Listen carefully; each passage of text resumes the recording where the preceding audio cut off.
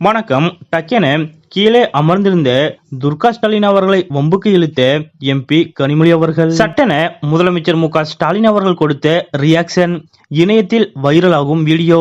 இத பத்தின முழு விவரத்தோட இப்ப நம்ம பார்க்கலாம். சேலத்தில் நேற்றைய தினம் திமுக இளைஞரணி மாநாடு நடைபெற்றது. மிகவும் பிரம்மாண்டமாக நடந்து முடிந்த இந்த மாநாட்டிற்கு அமைச்சர் உதயநிதி ஸ்டாலின் அவர்கள் தலைமையேற்றார். அந்த வகையில் நேற்று காலை திமுக எம்பி கனிமொழி அவர்கள் கழக கொடியை ஏற்றி வைத்தார். தொடர்ந்து மாநாட்டிலும் கனிமொழி அவர்களுக்கு முக்கியத்துவம் கொடுக்கப்பட்டது.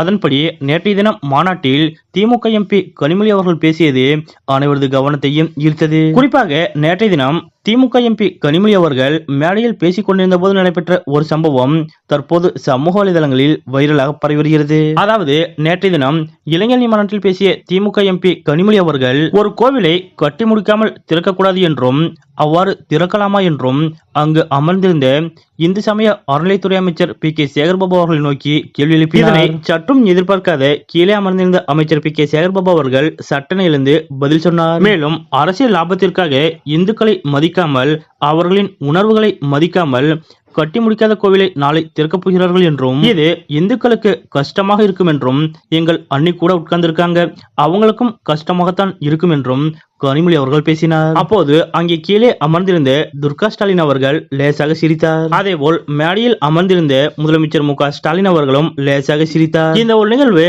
நேற்றைய தினம் அங்கிருந்த அனைவரது கவனத்தையும் ஈர்த்தது. அத்துடன் இந்த வீடியோ தற்போது சமூக வலைதளங்களிலும் வைரலாக பரவி வருகிறது.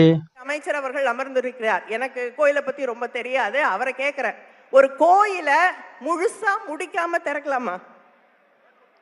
உங்களை தான் கேட்கிறேன். திறக்க கூடாதுல்ல?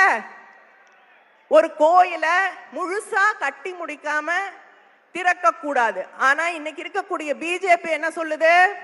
நாங்க தான் இந்து மதத்தை காப்பாத்துறோம், நாங்க தான் சனாதன தர்மத்தை காப்பாத்துறோம், நாங்க தான் இந்த கோயிலெல்லாம் காப்பாற்றுறோம், அதனால எல்லா கோயிலையும் எங்ககிட்டயே கொடுத்துருங்கிறாங்க.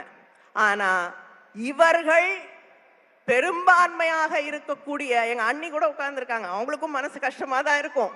ஏன்னா கட்டி முடிக்காத கோயிலை திறக்க கூடாது என்பது இந்து மதம். ஆனால் அதை அரசியலா நேற்றைய தினம் இளைஞரணி மாநாட்டில் பேசிக் கொண்டிருந்த போது கனிமொழி அவர்கள் செய்த இந்த செயல் பற்றிய உங்களுடைய கருத்துக்கள் என்ன அப்படிங்கறத மறக்காம கமெண்ட்ல குறிப்பிடுங்க.